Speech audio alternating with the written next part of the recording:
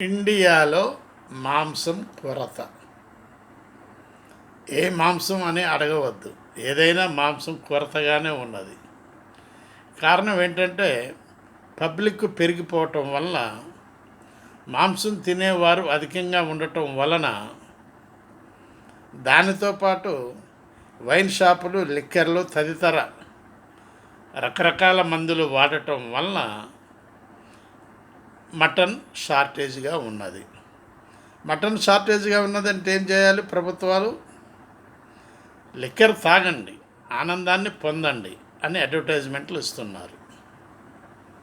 కానీ ఆరోగ్యానికి హానికరం అని కింద రాస్తారు. లాభం ఏంటి? తాగేవాడు తాగుతూనే ఉంటాడు, చచ్చేవాడు చస్తూనే ఉంటాడు, బాధపడేవాడు బాధపడుతూనే ఉంటాడు. ఇన్ని రకాలుగా ఉన్నది ఈ లోకం.